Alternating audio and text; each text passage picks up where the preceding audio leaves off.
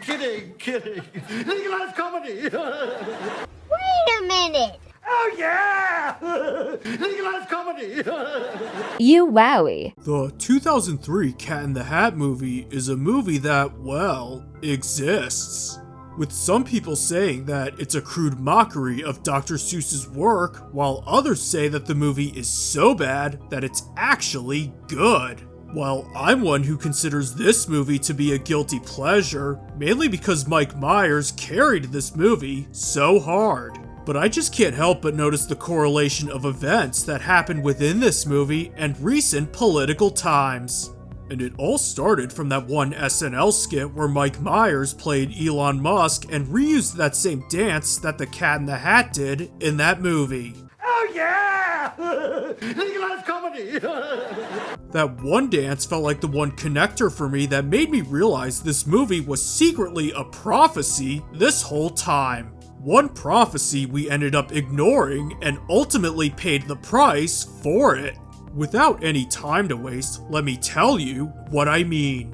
Let me start by going over the story for this movie and how they correlate to what's going on today. The movie starts off with a real estate agent named Joan Walden being the single mother of 2 kids, a troublemaker named Conrad and a control freak named Sally. After Conrad gets in trouble for his indoor stair luge incident and accidentally letting their pet dog Nevins escape, their neighbor Lawrence appears with Nevins, where we then reveal his secret plan to marry Joan and send Conrad off to military school. After Joan is called back to the office, she hires a babysitter, Mrs. Kwan, who watches the kids only to fall asleep while watching Taiwanese parliament fight. And no, I'm not making that up. Where the kids encounter the Cat in the Hat, you know what, I'm just going to speed this up. The cat sings them a song about how to have fun within reason. They make a mess in the house by baking cupcakes and jumping on the couches. The cat introduces things 1 and 2 and they make an even bigger mess. Conrad loses the lock to the crate which held the things. Nevins escapes again. And the trio now race against Lawrence to retrieve Nevins, return the lock to the crate to stop the mother of all messes. The cat cleans up the house one last time. Conrad and Sally are cured of their troublemaking / control freakish habits. Lawrence gets rejected by Joan, and all ends well. Now, with all of that out of the way, I can address the correlations without having to explain everything along the way. Not only is Mike Myers the only link between the Cat in the Hat and Elon Musk, so are their cars. Because in the movie, the cat drives the kids around in this vehicle called the super luxurious omnidirectional whatchamajigger, or the SLOW for short, which has a very goofy cartoony-like appearance and an even goofier name. But to be fair, it was better than his original name, the Super Hydraulic Instantaneous Transporter. And I'm sure you could fill in the blank from there. The SLOW, despite its name, is a rocket-powered car capable of traveling at unprecedented speeds, and can even support multiple drivers. This car can be linked to Musk in 2 different ways. The first way is how the car can support multiple drivers. Much like how Tesla was the first to break into the revolutionary technological advancement of self-driving cars with the Tesla Autopilot. Another feature about the SLOW is that it's rocket-powered. And you know who else runs a rocket business? You guessed it, the Musk man himself, with his signature SpaceX rockets. With the main difference being, people aren't keying SLOWs at SLOW dealerships. One more thing to note is that the SLOW has a goofy design, much like those Cybertrucks that look like they were pulled right out of a PS1 game. While the acronym might be ironic, funny acronyms are yet another link between the cat and the Musk, such as how Elon named a department of the US government after an internet meme of a dog. Speaking of dog, the main reason why the cat and the kids venture out of the house in the first place is to retrieve the lock that's on their pet dog, Nevins. With Nevins in particular being a metaphor for DOGE. While Lawrence wants to retrieve the dog so he can get one step closer to sleeping with Joan and sending Conrad away. With Lawrence being a representation of the government bureaucrat in the eyes of Elon Musk. That's because in the movie, Lawrence puts on this facade personality of him being this wealthy, high successful earning figure of society, only for it to be revealed that he's just a lazy bum.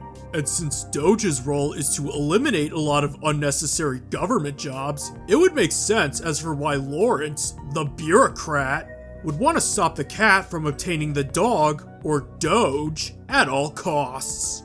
On top of that, the single mother, Joan Walden, is also a representation of society's treatment of the modern American youth, with Lawrence wanting to marry Joan being symbolic for how MAGA Republicans see the modern left as wanting the state to raise America's youth rather than the parents. This is also evident given the fact that the son Conrad is seen as a troublemaker while the daughter Sally is seen as a control freak. This is also foreshadowing of Gen Z's political views being broken down by gender, with the troublemaking boys being the negative stigma Gen Z men bear in regards to rejection of progressive identity politics. When the main trio retrieve the DOGE and make it back home before Lawrence, they encounter the mother of all messes, with this mother of all messes being code word for the stock market crash following President Trump's enactment of global tariffs. And to fix the mother of all messes, they need to put the lock on the crate, with the crate being a representation of the bad trade deals in the eyes of President Trump. This is evident from the fact that the crate was made in the Philippines, showing the outsourcing of American jobs for corporate greed. Not to mention, Thing 1 and Thing 2, who live in the crate, cause mayhem and do the opposite of what they're told in the movie. Much like how the free trade deals and free visas to foreign workers ended up doing the opposite of what they were supposed to do. That being, benefiting the lives of everyday Americans. Going more on the characters and what they represent, have you noticed that Conrad looks a lot like that meme of JD Vance with a baby face? And it makes a lot of sense why Lawrence wanted to send Conrad to military school because Jance Dance Vance himself served in the military. This also has a second meaning in that Conrad's refusal to go to military school is also symbolic of Vance's refusal to give more money and sending our young men to fight destructive, endless wars being propagated by the government bureaucrats. This movie also has a talking fish, with the talking fish symbolizing the argument brought up by Republicans that California Governor Gavin Newsom saved one fish at the expense of letting all of LA burn to the ground. This also explains why he's the butt of every joke in this movie. Think what I'm saying is a stretch? Well, think again. Every single bit of detail in this movie correlates to the recent turn of events in one way or another. If you listen closely to the lyrics of the fun song that plays after the cat first appears, he mentions that a misbehaved cat got neutered as a punishment and said that it wasn't fun. This is subliminal messaging for kids telling them that it's not fun to let themselves be groomed into transitioning. The scene where the cat makes cupcakes using the Cupcakeinator and saying that you can make cupcakes with anything, this is symbolic of how the FDA poisons Americans by putting artificial food colorings, high fructose corn syrups, and seed oils into the food supply.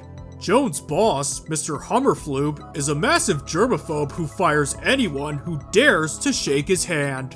This is symbolic of how many people overreacted during the events of the pandemic, and his quick-firing attitude is also symbolic of how a lot of big corporations in this country are going through a wave of layoffs.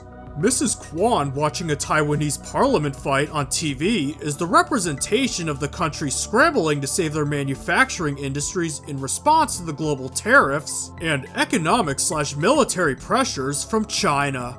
And while we're on the topic of Mrs. Kwan, she's a representation of the typical H-1B visa recipient. Someone who does a mediocre job but only gets hired because they get a cheaper salary than the average American worker. Also, that party that the cat and the kids enter, that's a Diddy party. Why else would a bunch of adults be having a party with a secret entrance and be dressed in kid-friendly costumes? Wake up, sheeple! Anyways, thank you for listening to my TED Talk, and I'll see you next time.